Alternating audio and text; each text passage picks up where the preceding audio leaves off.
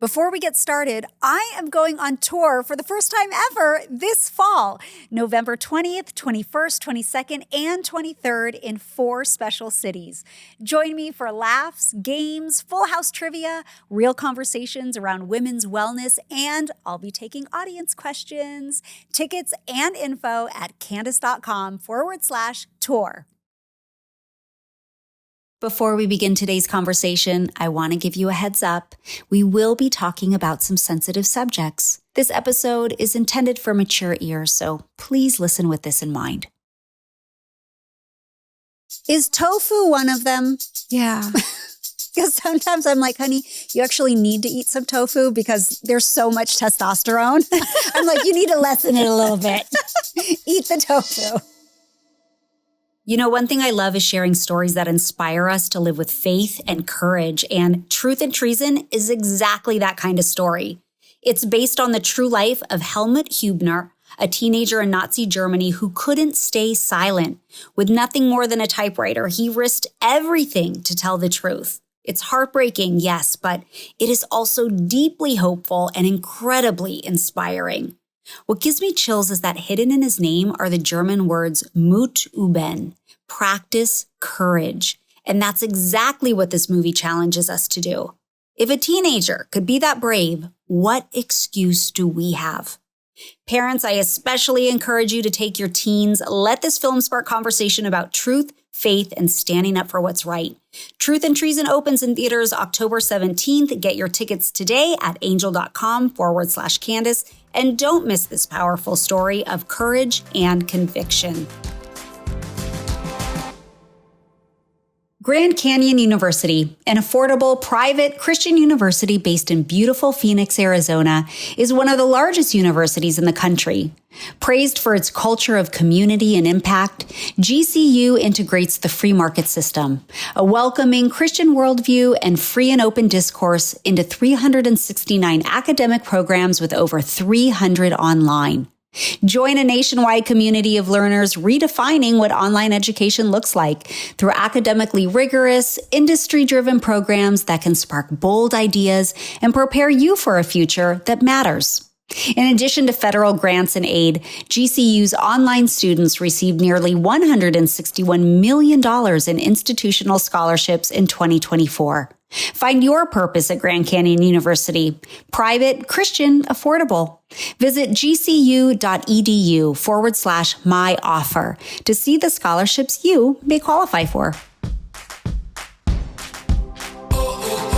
No matter who you are, life can feel like a roller coaster, but it's so much better when we go through it together.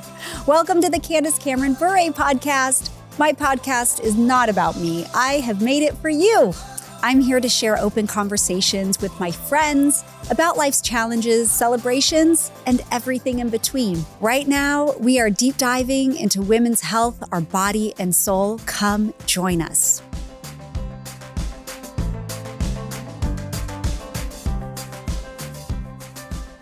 Hi, Dr. Tabatha. Thanks for coming back. Oh my goodness. I'm so excited to keep this conversation going. I know. I had so many questions from last week. My brain was just going a mile a minute. There's so much I wanted to talk about as you were talking, and then we were moving on from one subject to another, but it's such an interesting topic for me. I can't quite get enough, and I'm just so grateful that you're here, and at least we can explore some of these questions that I have and our listeners have.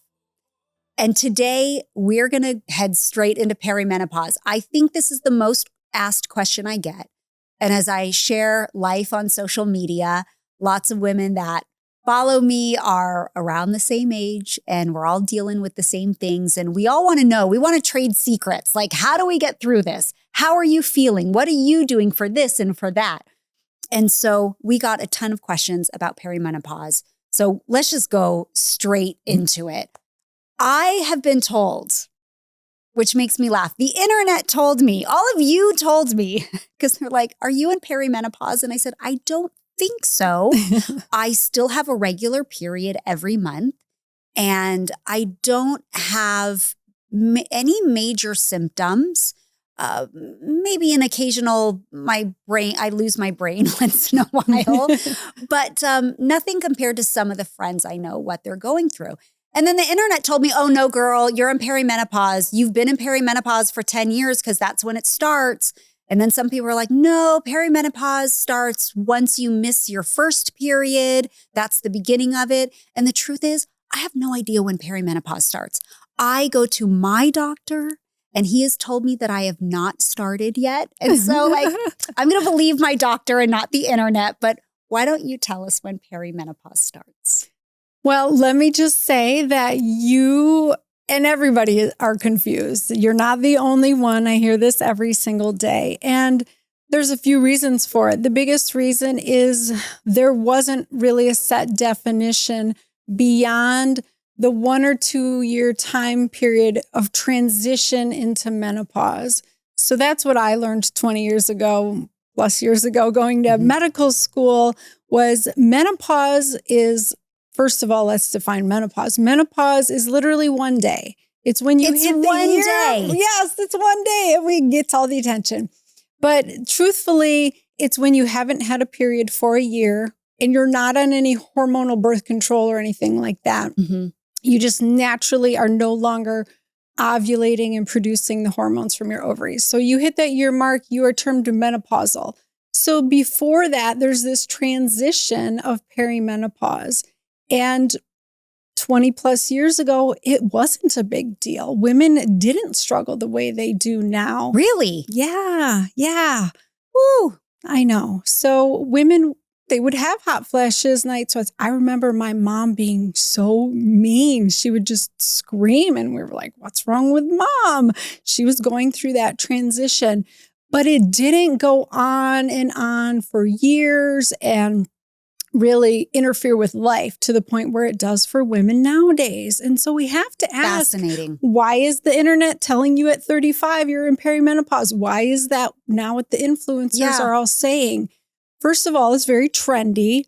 But second of all, we're trying to explain what we're feeling and what we're going through. So that's what we're calling it. We're calling it perimenopause when in reality, it's hormonal chaos. And it may or may not be related to the natural decline of your ovarian function. Your ovaries might be under assault. They might not be functioning for other reasons. So we just blanket term, you're in perimenopause. I see. It's kind of like saying, oh, I have PMS. It's just these are symptoms. So if I'm having symptoms that can look like they're related to perimenopause, people are just saying, oh, then I'm in perimenopause. Yes. However long those symptoms last. Right. And so this season you're talking about being on a roller coaster, which is life, but it's also our hormones during perimenopause. And so if you feel like your hormones are all over the place, then you're told you're in perimenopause. It's not super helpful though, because it doesn't tell you why your hormones are misbehaving or what to do about them. So that's what we need to dive in today, because a lot of women are being dismissed like, well, this is just how it is. This is the normal 15-year transition. Right. Good luck.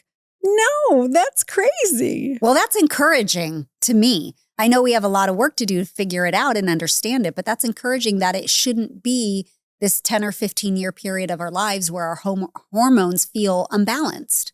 Yes, exactly. So we have to start unpacking it. Where in your life are you feeling this? Did you just have a baby? Are you on hormonal birth control? Did you just come off hormonal birth control? And then all the other important stuff. How are you living your life? Are you stressed out from dusk till dawn? So I love to teach women about our nervous system, okay? Mm-hmm. Everybody's stressed, right? So it's no big deal. I get the eye rolls when I tell people they're stressed. They're like, I know, so are you. So is everybody. Who isn't stressed? Okay, well, we may be able to handle it mentally, but our physiology is responding to that stress. And so we need to address that. So our nervous system is taking all of this input and responding back to us. So there's an autonomic part of our nervous system, a part that just automatically happens. You breathe. You don't have to. I mean, you can help it, but you just breathe. Your heart just beats. Your stomach just digests. You don't tell it to digest. This autonomic nervous system is parasympathetic and sympathetic. Sympathetic might sound nice, but it's actually not. It's fight or flight. I feel stressed out. I'm either going to like go run and hide, or I'm going to eat myself with Netflix. Like that is sympathetic dominance. It's a bad place to be stuck in, because if you're in that space, you can't be in parasympathetic mode. That's rest, digest, and repair, where all your bodily functions work. So many of us are stuck in this sympathetic dominance, and it drives all this excess cortisol production. So is that a cycle that we would be in one or the other at one point or one time in our lives, or during a month? Or is that really just the state of our being? You're either in one or another. That's a great question. So you can't be in both at the same time. Okay. But you should have the flexibility to quickly go into sympathetic. If a bear's chasing you, you want to feel fear and run, but then you want to come back to parasympathetic. Okay.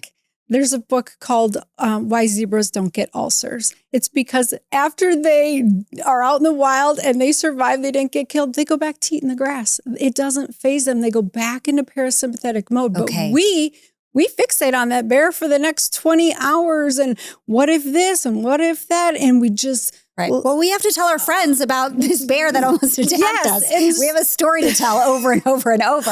Right. And the story grows when we do that. And then the feelings that we feel, they all flush back again. The cortisol comes back. The adrenaline comes back. You can tell me a story about being mad at somebody 2 years ago, and those feelings will come back. Absolutely. Absolutely.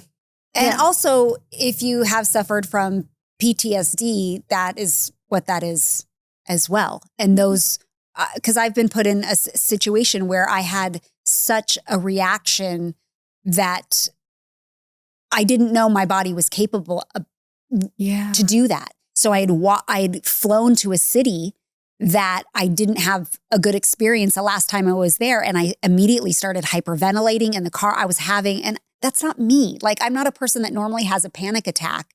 And yet my body just took over.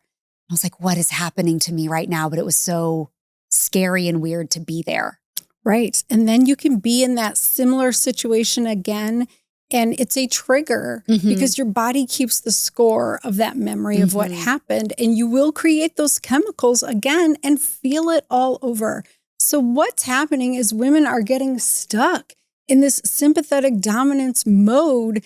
And that is driving hormone dysfunction. We can talk about that. It is destroying their gut health, which is driving inflammation throughout their body and shutting down the ovaries. So at the end of the day, we were created to procreate. Our bodies are made to make babies. And if we are in survival mode, running from a bear, we're not going to go and get pregnant and have a baby. So the ovaries are the first thing to shut down offline when you are in constant survival mode. So we see this when young girls over-exercise, they're super athletic, their body is under physical stress constantly. They stop having periods. That's a real thing. Or people who go through traumatic events, it affects their periods because your body is wise enough to say, she can't handle a pregnancy right now. She's in survival mode. She's in the cave right now. Okay. I never thought about that with athletes. Yeah. It's a because I know that stress. they have either very, very short periods or sometimes no periods at all. But I didn't realize because their body is interpreting that as being under stress. Yeah. So it's called hypothalamic amenorrhea. And that's just talking about the hypothalamus is a part of our brain that is receiving information from the ovaries. Remember that conversation we talked about last week?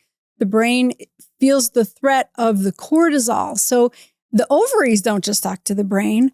Our adrenals talk to our brain. Our thyroid talks to our brain. All of our endocrine organs are talking in this like big symphony conversation. And so unfortunately, conventional medicine has tried to silo everything. Like, if you have period problems, you go to the gynecologist. If you have IBS, you go to the gastroenterologist. If you have thyroid disease, you go to the endocrinologist. But it's all affecting each other. So one of the first signs of a thyroid dysfunction is that your period gets messed up. It either goes away or it's coming every couple weeks and it's super heavy. So if you don't understand all these connections and look at it in the bigger picture, you're going to really miss some things. Okay, so stress, your environment can be a big factor. We talked last week a little bit about gut health, but I'm assuming that our gut is going to be a big factor in perimenopause. Yeah, and I would love to say we can all just eat healthier and be okay, but that is not what we are seeing. The more women I see in my functional medicine virtual practice, the more infections I see, especially since COVID. So why? Why is that? Oh my goodness. Okay. So there's a few things going on in the gut. We have the microbiome. It's this ecosystem of bacteria and parasites and fungi that make our good neurotransmitters. They help us break down our food, absorbs our vitamins and minerals, do all these things to keep us healthy. But you can have infections overgrow and take over the show. And there's certain bacteria that will actually produce a toxin called lipopolysaccharide, and they put it into your bloodstream, and that creates inflammation everywhere in the body. So you have bacteria that can drive autoimmune conditions like rheumatoid arthritis and lupus and cause chronic joint pain or brain fog, Alzheimer's, these different things. There are bacteria associated with obesity and appetite, which I know you get so many questions about this. We can now look on functional stool testing, and there are two different bacteria, Firmicutes and Bacteroides. When they are out of balance, women are more prone to having ferocious appetites and gaining weight and absorbing more calories from their food than their counterpart who doesn't have that imbalance. So we're injecting ourselves with these GLP-1 medications to get rid of our appetite when it's a gut microbiome imbalance. That breaks my heart. So it's not always about just cleaning up your diet. You might actually have bacteria that need to be killed off. That type of thing. How do you do that? So this is the cool part.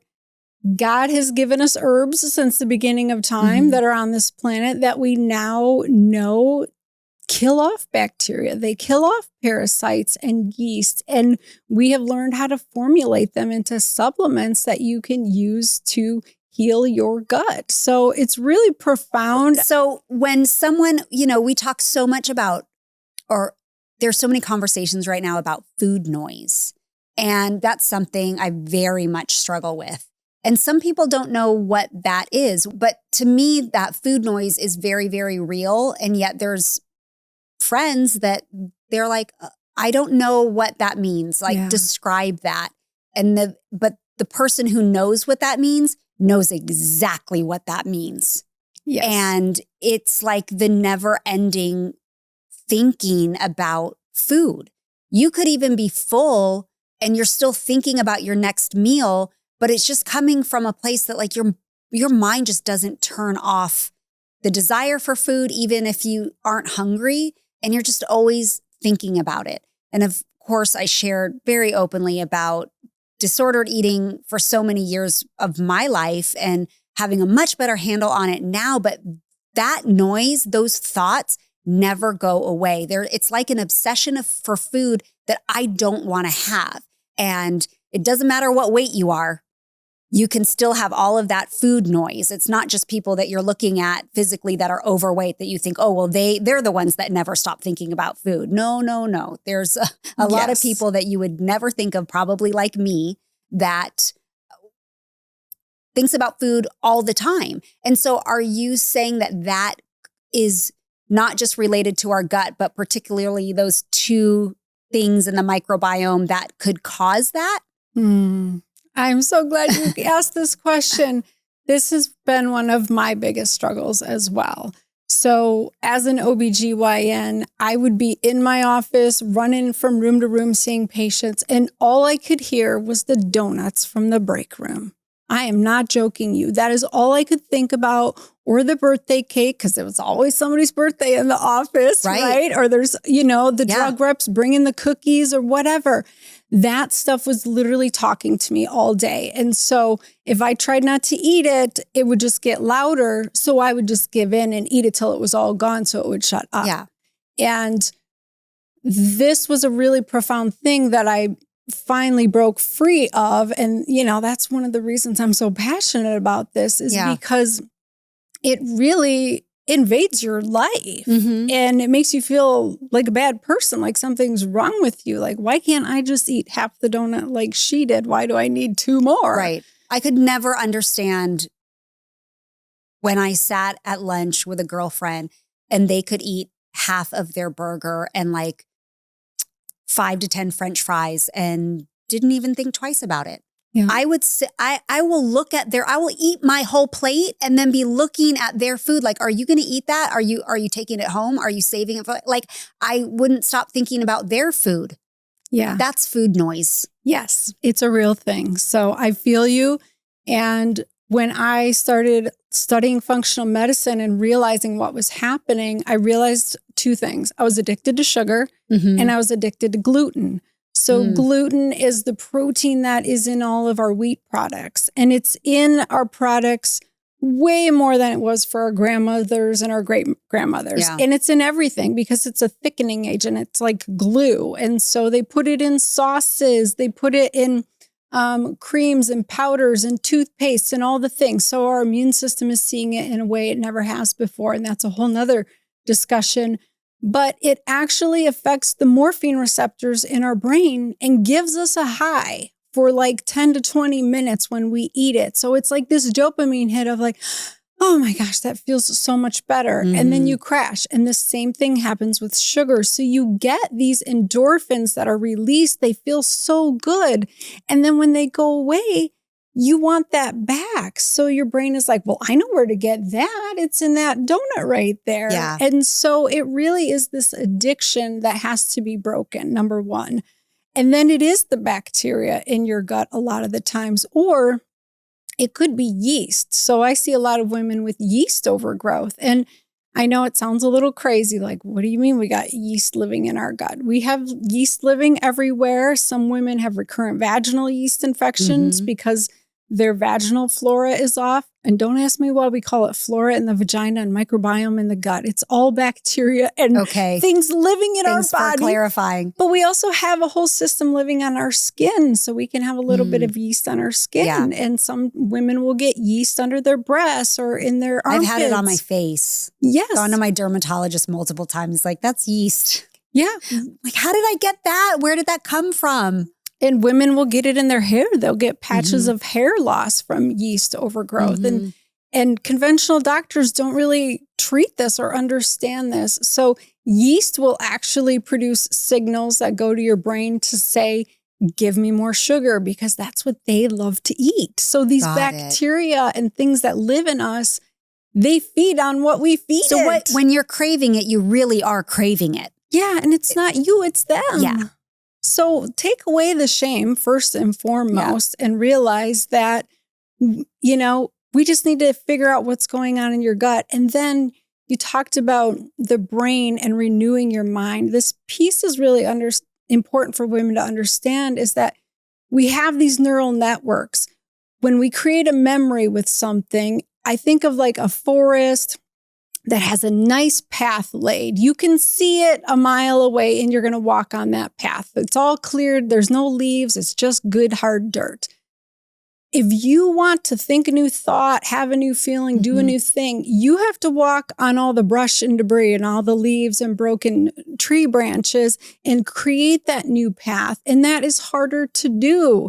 You tend to go back to the path that makes sense of like, oh, that's the easy path. I see that. Right. And so it's about renewing your mind, but understanding that those pathways are driven in by all those chemicals that you have felt over and over again. So it does take a while to form that new path, and you got to give yourself grace. Yeah, I did talk about this on an episode, a previous season, but I did some intensive therapy at one point, and I did some brain spotting, and that was creating new neural pathways for, like you said, some of the paths that are traveled well. It's easy to think those thoughts and go there. And I needed to create some new pathways. And it felt like the silliest, craziest exercise. And I'm looking at like 2 different spots on a wall, and I keep going back and forth. And yet I'm like renewing my mind with the thought that I want to think and not what I have naturally gone to all my life. Let me tell you, it really worked. It was such a helpful thing. It sounded so woo-woo and crazy to me, but I'm like, oh, this actually was really, really good. And it was retraining my neural pathways, and then and putting all biblical thoughts into my mind and reminding myself what God says. And of course, you don't have to go do that in a professional setting. That's what your time with the Bible can be. But and here's a simple little hack. You can put a rubber band on your wrist. Okay. And every time you recognize that bad thought path, you snap your wrist and feel that pain. It disrupts you continuing to walk down that path. And it gives you the opportunity to say, I am fearfully and wonderfully made. I am more than a conqueror. And like start pouring those scriptures over you of what God says about you. And that can really help you create new paths. I love the rubber band. Oh, that's a good tool. You don't want to have to snap that rubber band. So let's keep talking perimenopause and all the effects of it. Let's talk about some of the symptoms. I know some of the symptoms are the night sweats, brain fog. What else is there? I'm not experiencing all of them yet, so I'm trying to remember. I love that you're not going through it because let's be real, you're 49. I know you've shared that. Yep. That's amazing. The average age is 51. So the fact that you're not having symptoms is a really good indicator that you are taking care of yourself and you're doing all the right things. And you have probably some good genetics as well. Okay. So really, hot flashes, night sweats, mood swings are the classic ones. Okay. But before that, a lot of the time we see joint pain and muscle fatigue. Women, they just can't go to the gym anymore. They can't complete their workouts, and they, chalk it up to whatever, and they stop going to the gym, stop moving, which makes it worse. Yeah. And a little subtle weight gain starts to come on, especially if you've not had issues with it. That can be like a ding, ding, ding. Changes in your bowels, dry eyes. Ooh, changes in your vision. So well, I've had that. My vision went down the tubes in the last year. It is insane to me.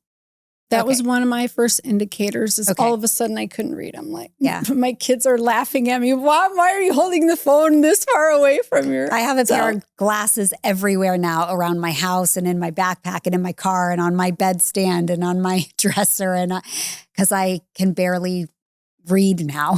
Yep. Without holding it 2 feet away at least. And it's just getting further and further. Yes. So that is one of the first things. It's just... we start functioning differently and we just get told you're getting old. Right. It's like we are getting old. We are getting old, but that's not the reason. Yeah. So really, when we think about crazy symptoms like mood swings, depression, I personally, it came out of nowhere for me. I would love to share this because this was really eye-opening for me. I had been trained to believe that it was this transition, it was smooth, and it was kind of just slow over a year or two. But I just found myself on the couch one day, like not wanting to see my patients, take care of my kids, get dressed, take a shower. I was just like out of nowhere overnight. And it literally took me 3 days to realize, oh my gosh, I think my estrogen tanked. I got my labs checked. I had no estrogen. I put an estrogen patch on, and within about 48 hours, I felt like myself again. Wow. But you knew to do that. Right. And most women don't know to do that. We just think we got in a slump and something's wrong. And I don't know that the first instinct is to go to our doctor or the gynecologist. Right. And it took me 3 days, which feels like a long time to me. I should have known it right away, but I was in it. You can't see the picture when you're in the frame. I was in it. And that was a really big lesson for me, that everybody's hormonal situation is unique and looks a little bit different. And when women are saying they are feeling different, they're not feeling like themselves, I'm a shell of myself, I don't want to touch my husband anymore. Like, we need to listen to that. Yeah. It's a real thing. Yeah. And the crazier part is that you might not feel like that next week. You might come out of it. Or you might go deeper. That is the roller coaster. You don't know how high the ride is and how low it goes. And so you want to be able to be informed and prepared somewhat of like, hey, this is going to be what's going to happen. These are the people I'm going to go to when, I'm feeling this way. So my girlfriends now know if I stop texting them or if I stop answering the phone, they try harder because I retreat. I just check out. I didn't even think about that with my peers, my friends, to check in, just because these symptoms could be prevalent in their lives, and that withdrawal is that could be a symptom of that. Yeah. So that's really good information. What about, because weight gain, I hear from everyone. And again, on Instagram, guys, I'm on Instagram way too much. And I doom scroll all day. It's bad. I also fly a lot. So I feel like I just doom scroll for hours on a flight. But I follow a lot of different accounts for women my age. So I'm always looking at the ones that are funny, but then I'm looking at ones that are giving information. But the weight gain is so very real for women. And sometimes you'll see a video that says how I would work out in my 30s, and within a calorie deficit, they're working out, they're lifting, they're this and that. And a week goes by and they've lost 2 pounds. And then you see the exact same protocol at 50 and they're up 3 pounds in a week. And they're like, I'm in a calorie deficit. I'm doing all of this, but I'm gaining weight. What is happening to my body? I'm excited to share something that's close to my heart, the history and the people of Israel. As a follower of Jesus, Israel is where it all started. It's where he walked, taught, and ministered. The Bible reminds us that God never breaks his promises. Romans 11:28 says that the people of Israel are deeply loved because of the promises God made long ago. And he's faithful to keep those promises. That's why I'm sharing with you about the International Fellowship of Christians and Jews. For over 40 years, they've provided food, shelter, and life-saving aid to Israel's most vulnerable, especially Holocaust survivors and the elderly. Will you join me in standing with the people in Israel? To learn more and find out how you can help, visit ifcj.org. That's ifcj.org.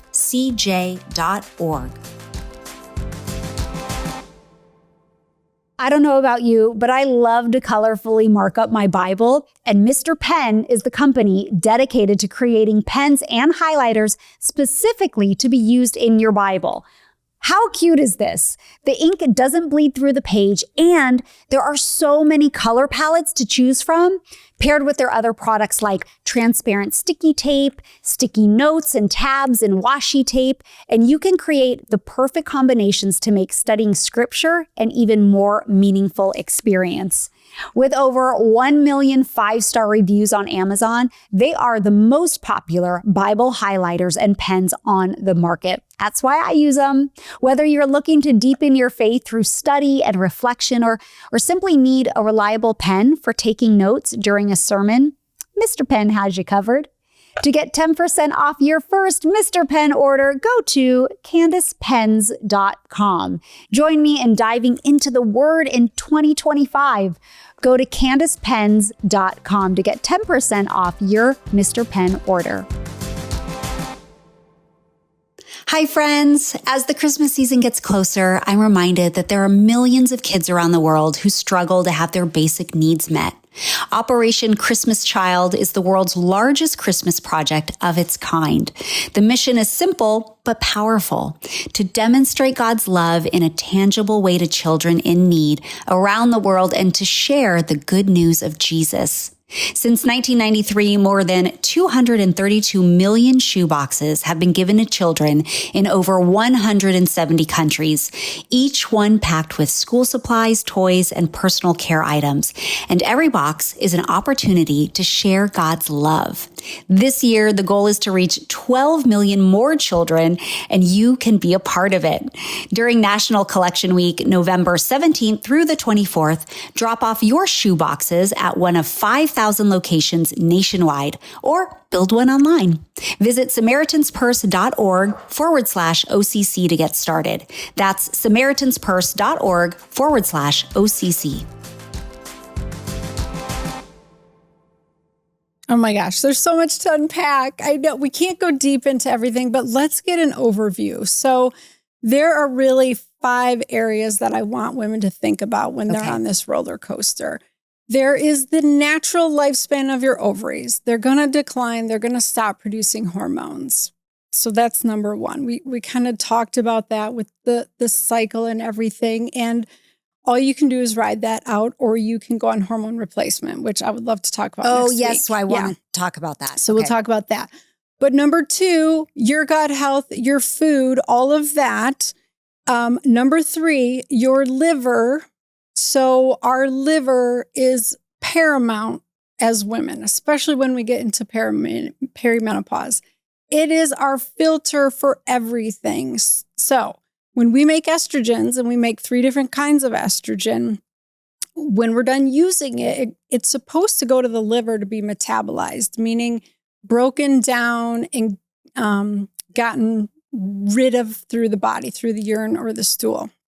So that's a natural process that happens. Mm-hmm. But our liver also metabolizes a bunch of other stuff. It metabolizes alcohol and Benadryl and acetaminophen, all of these over-the-counter medications that women take way too much for all these symptoms we're, talking about. Like, I can't sleep. Let me take Benadryl. My joints hurt. Let me take Tylenol.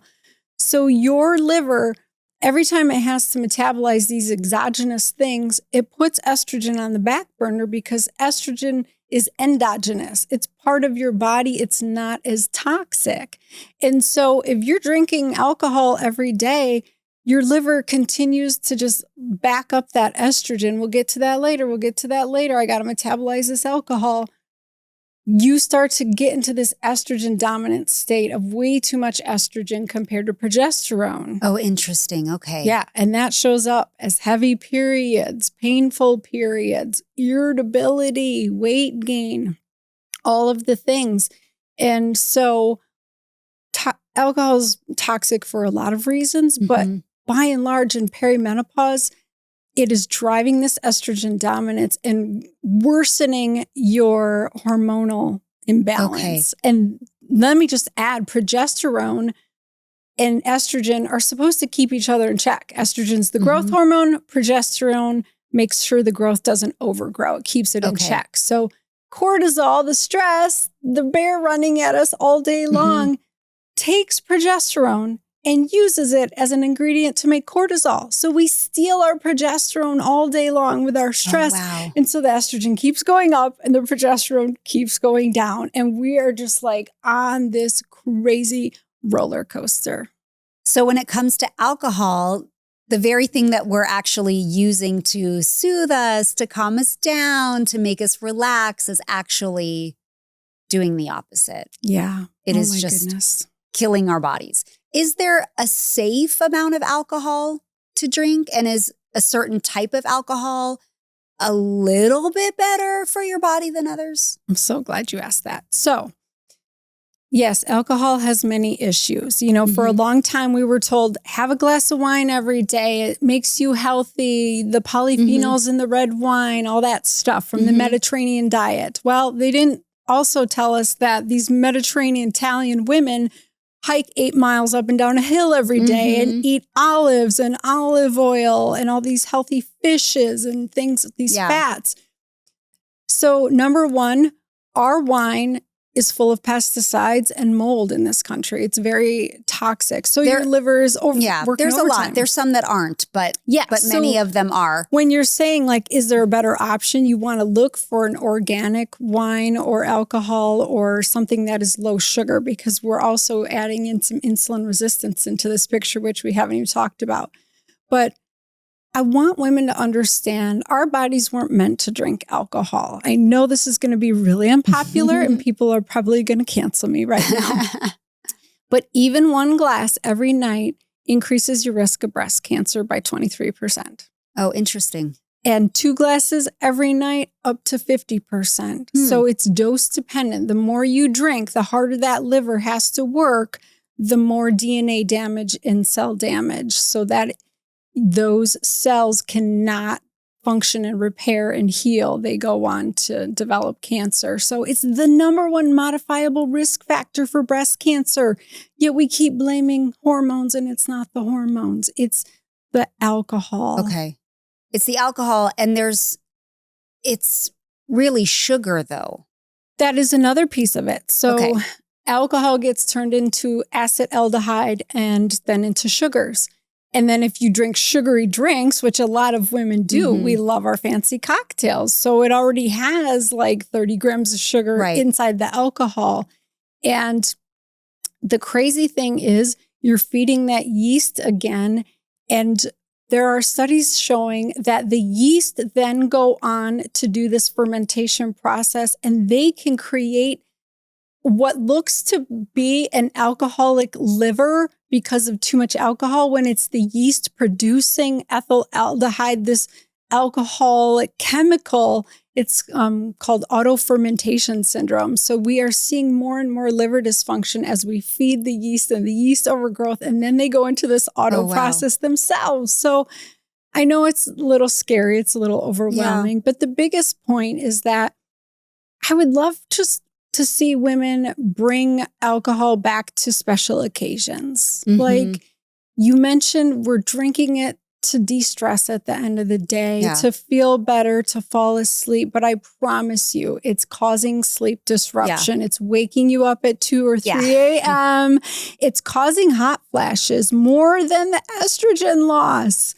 And then that insulin resistance creeps up because you're consuming that sugar all the time. Yeah, I've noticed it for me. I mean, I really enjoy a glass of wine, and I drink less and less. And as I've been on this health journey since last October, I started again, I have really been trying to prepare myself to go into a new decade of my life and into my 50s, into the best it can be. That's my motivation for all of this is like, I don't want to have all of those symptoms if I don't have to. And I want to really prepare my body. I want to be mindful of it, and I want to be aware of it, and I want to get ahead of it.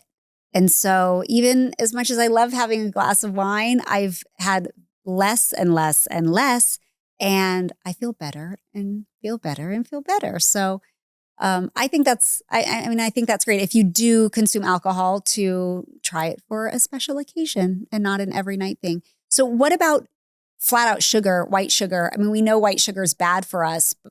And I, as a person who has craved sugar so much in my life, that's like a hard thing to stop. It's gotten better, but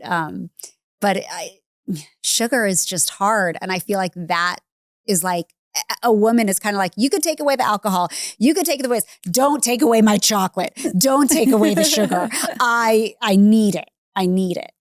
Yeah, well, I would recommend trying to get a little darker with your chocolate. The more you can have a higher dark chocolate percentage, the better. But when the donuts used to talk to me and I had to break up with sugar, I ate so much fruit, like it was my job. That was one thing. And I realized fruit didn't taste sweet to me because I had such a hyper palatable tongue, right? From all of those sugars.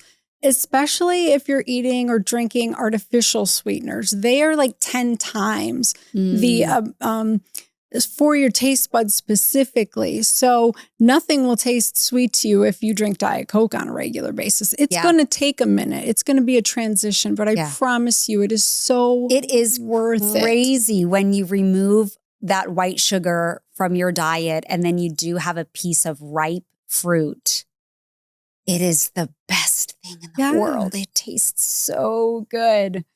Oh my goodness. So can you share about toxins? How do we rid our lives of toxins? They're everywhere. They're in our home. They're at our work. They're in our environment. They're in our cleaning products. They're in our laundry detergent. I often feel like this is an impossible task to remove them. And again, I try to remove like one thing here, one thing there, and make small changes over time. But sometimes I'm just like, you know what? This is the world we're living in. I'm never going to be that granola. Well, just being aware is a big step, because as an OB-GYN, I wasn't aware of any of this. I didn't know anything about toxins. And here it was like destroying my patients, because many of them are hormone disruptors or endocrine disruptors. So a lot of the toxins that we are bombarded with every day are binding to our estrogen receptors and sending warped signals like estrogen. So that is why we are seeing man boobs and men with bellies and low testosterone and erectile dysfunction, because they have so many estrogen disruptors that they're getting in through their food and their personal care products. Is tofu one of them? Yeah. Because sometimes I'm like, honey, you actually need to eat some tofu because there's so much testosterone. I'm like, you need to lessen it a little bit. Eat the tofu. Oh, that's awesome. I love that. He's healthy. Yes, he's healthy. Good. He's healthy. And I love it. I love it. Yes. So we see men who are eating the standard American diet, which we call it the SAD diet. It is very sad. It's very devoid of nutrition. So, you know, when you and I were little, and you guys watching probably remember on TV, they would have the commercials of the little malnourished boy from Ethiopia. Yes. And he would just be rail thin with the big tummy and please feed him. That same malnourishment is now showing up as obesity. So if you look at someone who is 50 or 100 pounds overweight, they have the same mineral and nutrient deficiencies as that Ethiopian child. It's just showing up differently. That's crazy. Yeah.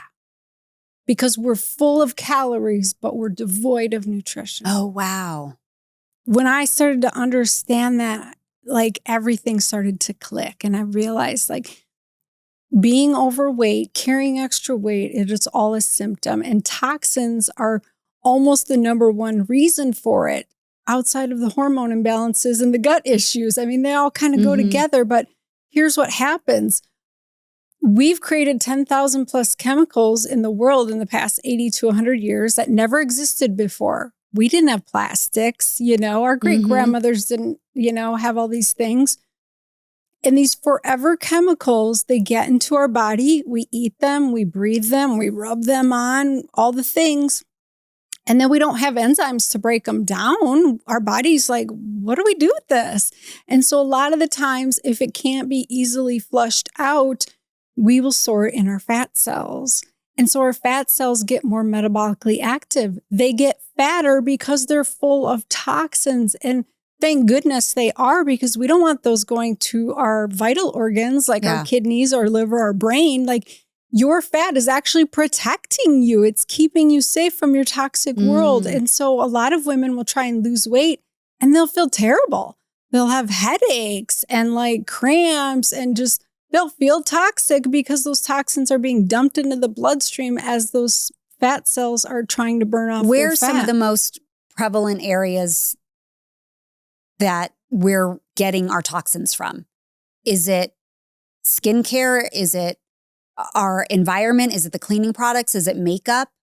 It depends on the person. Okay. So really take a look at your life and how you're living.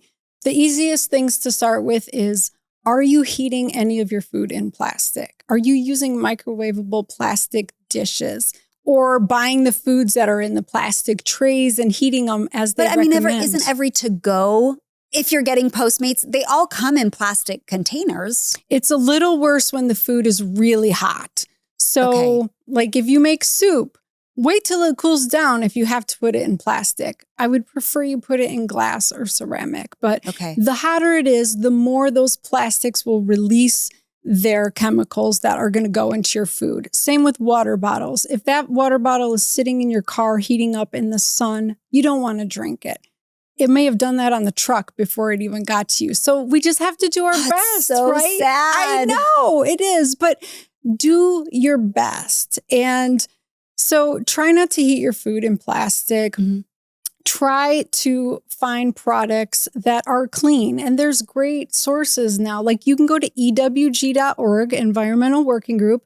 They'll tell you exactly how safe or not safe something is. There's an app called Yucca, which you can scan the barcode and they'll say like, oh gosh, don't use that or don't eat that. And that can be really helpful. So you're just trying to decrease the amount, because this is how I think of toxins. We all have a bucket inside of us. Some have littler buckets, some have bigger buckets. And those buckets accumulate the toxins. And when it overflows, that's when you're starting to get symptomatic. So if you have chronic headaches, migraines, joint pains, things like that, your bucket's probably overflowing and your liver is not emptying it out. So that's what, like, we're not going to avoid the toxins. We're not all moving into the mountains. Like, let's be real. Right. My kids eat garbage. They go to the fast food place because they're kids. And so I don't beat them up about that. But we just have to find that balance and notice when our buckets are getting full and then love on our liver and help support that detox process. Yeah. Yeah, I know. We are trying. It just feels like this slow process and again, overwhelming because it feels like every product out there has something wrong with it. And you're like, but I really like that. We do have some great podcast sponsors on this show though, that are toxin free, and they're wonderful. So there are great brands out there, like you said, but we have to put in the work. We have to do the research. Yeah. And vote with your dollars. Like if you don't buy the junk, they'll stop making it eventually, or they'll change it. So keep working on that, because that is going to lessen all the symptoms you're suffering from and make that roller coaster smoother. Let's just talk about getting your blood work done, because I have now done this and getting the panels, doing testing, seeing what all of my numbers are, having a qualified person explain all of those numbers to me has been extremely helpful in my life. But sometimes I think when you don't even know what's going on, you don't know where to start. And yes, we can start with the things that you mentioned, but it is really important to go get that blood work done to understand where your body's at and where the numbers are. Can you talk about the importance of that? Yes, absolutely. Okay, so when women go to their OB-GYN or their primary care doctor, they're usually told, okay, we'll do the standard panel for the year. Unfortunately, the majority of the things that they're checking in your blood are really for a hospitalized patient. I'm just going to be honest. It is telling you whether you are so sick that you need intervention or you're okay, you don't need to be in the hospital. And we, over the years, have taken all that hospital lab evaluation and we've brought it into the office. So when a doctor does a TSH, a CMP, a comprehensive metabolic panel, a CBC, which is a complete blood panel, and tells you, and a lipid panel for your cholesterol, and tells you you're fine, we'll see you next year, that just means you don't have to be in the hospital. That your body is still enough in homeostasis that your pH in your blood is okay. The electrolytes in your blood are balanced and you're going to survive another day. It's really not helpful. And it gives women such a false sense of security that what they're doing is good and that they should just continue living the way that they're living. So I'm suspecting that your doctor did a little bit more than that. So when women come to see me, I look at a full thyroid panel because TSH, thyroid stimulating hormone, it's not even a thyroid hormone. It's a brain hormone. It's the brain talking to the thyroid. So we think if that is quote unquote in the normal range on the lab sheets, then you're okay. But it just means that you don't need to be hospitalized. It does not mean you're okay. We now understand that a TSH above 2 usually shows up as period issues. And fertility issues. And it took us a long time to understand that. So now we try to get that TSH below 2 for optimal health for women. But I like to look at total T4, free T4, total T3, free T3, reverse T3, and thyroglobulin antibodies. So here's the deal. Women are diagnosed, millions of women all over this country and world, with hypothyroidism. Mm-hmm. And they are told their thyroid's just sluggish, they need medication, you're fine. But we need to know why your thyroid is acting that way. The thyroid doesn't just misbehave or become sluggish. That's not how God created our bodies to be. God created our bodies to actually thrive and function until the end. So if your thyroid is downregulating and not making enough thyroid hormone, it's because it's responding to something. It's saying, you have an infection over here that you're not dealing with, or you have a chronic cortisol issue you're not dealing with. We're going to divert resources and not let you lose weight because we have to use those resources elsewhere. So it's actually a symptom of something that needs to be addressed. So you need to be able to look at that full panel. And those thyroglobulin antibodies, TPO and TG antibodies, that tells me if your immune system is attacking your thyroid, because that's not normal. Your immune system is supposed to protect you and attack everything in the outside world. But we are seeing autoimmune disease on the rise and the rise and the rise, and no one's checking it. And so I recently looked in UpToDate, which is like a research portal where doctors and medical students go to quickly find answers on what to do. Mm-hmm.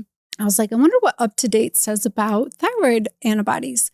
It says, we don't typically recommend testing for them because there's no medical intervention that can be done. So this totally agrees with my training. It's discouraged to even diagnose the autoimmune thyroid disease because there isn't a pill to fix it. The fix is gut healing and diet and lifestyle intervention. Yeah. So I mentioned I developed Hashimoto's at 17. Mm-hmm. I reversed that at one point. I had my antibody levels down to non-existent because I cleaned up my diet and lifestyle so much. But no, there is no medication for it. But unfortunately, women are walking around not knowing that their immune system is confused and overreactive and attacking themselves. And that's why they don't want to work out and live their lives and do their daily activities. Yeah. So there's just so many things missing. So something as small as that lab test could change everything. But like you said, it has to be interpreted by a provider who understands. Yeah. So women might get the test and be told they're normal or there's nothing they can do about it. So for people who can't see you, do you suggest that people see a functional medicine specialist? Yeah, I really do. I mean, I love my conventional colleagues, but conventional medicine was created to deal with acute issues, to fix your broken leg, to take you to surgery when your appendix bursts, for these emergency situations. It was not designed to treat lifestyle disease, and that's what's happening. So we need to get to the root cause of that. And there are functional providers all over the country. You can look on ifm.org. And here's the cool thing. You no longer even need your doctor to order lab tests. You can go to ultalabtest.com. You can go to functionhealth.com and start taking ownership over your health and get those labs yourself and then find somebody to help you interpret them. That is so important. Take ownership over your own health. Thanks for that. Okay, let's go to some listener questions. This is from Cammie and Sheila, and they asked, have you experienced menopause belly? Okay. The muffin top. I was going to say, it's just muffin top, or is it a fupa? Is that what it's called? Is that a bad word? I don't even know. If it is, we'll cut this out. It's a real thing. Okay. Yes and no. Have I felt bloated and all of that? Yes, but fitness has been such a big part of my life for many years, so I don't think I've experienced that to the extent that some others have. What do you say about what can they do to help their menopause belly? That's one of the biggest complaints I get is, why am I gaining weight in the midline? So Estrogen is like Goldilocks. It has a sweet spot. It doesn't like to be too high or too low. Both cause weight gain if it's too high or too low. Okay. But in addition, cortisol, our stress hormone, is a fat storing hormone. It will pack on the weight around our midsection. That menopause belly is usually a sign of chronic stress. There's a third piece, insulin. Insulin is what is produced when we eat any kind of carbohydrates, any kind of sugars, grains, fruits, vegetables. We release insulin to regulate our blood sugar and store it as fat for later. So it's another fat storing hormone. So this like perfect storm happens of your estrogen's up and down, your cortisol's on the rise, and then you're becoming insulin resistant from all the toxins in your cells. And so it all goes to your waist. And it's not vanity. Here's the deal. This is actually a really big deal because it's weight gain around your organs, around your inside your liver. You're developing fatty liver. And fatty liver is now the number one reason for liver transplant is now because of fat in our liver. It used to be alcoholism. It no longer is. It's because of our standard American diet and our stress is packing the fat in our liver. So it's not vanity to get this taken care of. It's actually your health. It's a huge indicator. Kaylin asks, how do you feel about being a Christian and prioritizing fitness while also not letting it consume you? I love that question. This is something we talked so much about in previous episodes with Lisa. And so I encourage you to go back and watch those episodes. But, you know, I keep going to that Bible verse, like everything is permissible, not everything is beneficial. And it's really like, what are the reasons, what are the whys that fitness is important and why you want to do that? It really is important for our bodies and important for our health. Like God gave us a body to take care of. But how do we not let it consume you? Well, if that becomes your number one priority in life, so much so that it's all consuming for you. You put it above your relationship with God, above people, above whatever, that if you're willing to, if it becomes more of a God to you than God himself is, then you have to ask yourself those hard questions. And I always like to think of the whys and why am I doing it? Is it for health? Is it because I'm stewarding this body that God gave me? Or is it for vanity? Is it because I want to look better than my neighbor, or what are my goals for that? And I'm not saying all of those things are bad. Listen, I'm way more vain than I wish that I were, you know? We all are. Yeah, we all are. So there's no finger pointing, but when you get real with yourself and you have those conversations with God, I think you can absolutely be in a place to prioritize fitness in your life. I certainly do, but it's not my end all. If I don't get my workout in, like I'm not getting my workout in today. I didn't get my workout in yesterday. My days are too long while I'm doing certain work. That's okay. It's not going to ruin my day because I miss my workout.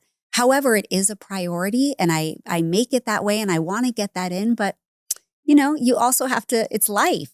Right, exactly. And I would encourage her to read 1 Corinthians and just ask God to give you some revelation and some wisdom around this, because it says whatever you eat or drink or whatever you do, do it for the glory of God. So like you're saying, our intentions of why we're exercising, and you've reached this point in your life where you're like, I just want to get off the toilet. I just want to get out of bed. Totally. I want to run around with my grandkids. I want to be able to pick this thing up off the floor or carry my, here's what did it for me. I was traveling and I couldn't put my luggage in the overhead carrier. I felt like so weak and pathetic. And this was like in my early 40s. And I vowed to never let that happen again. And I got so strong that I was like putting the old gentleman's luggage up on there. I was like, yes. But you know, 1 Corinthians 6, 19 and 20, do you not know your body is a temple of the Holy Spirit? You were bought at a price. Like God, Jesus shed his blood for you. I truly believe God gave us this body as part of our endeavor on this earth. We are supposed to struggle with it. It is part of our story. And so he knows everything you're feeling. He's not surprised by any of the bad feelings that you're having. Like, take it to him. I promise you, he wants you to be strong and love your body and take care of it and be a good steward of it. Yeah. That's great. Well, that's the end of today's episode, but make sure you come back next week. And don't forget, we have a free whole body guide for you this season. Go to Candace.com to find the link. It's also in our show notes. And you're also going to find a spot at Candace.com where you can ask questions for future episodes. And there's one more place you can ask questions and join a private podcast discussion group, and it's called the Together Community. Download the app and learn how to become a monthly member at Candace.com/together.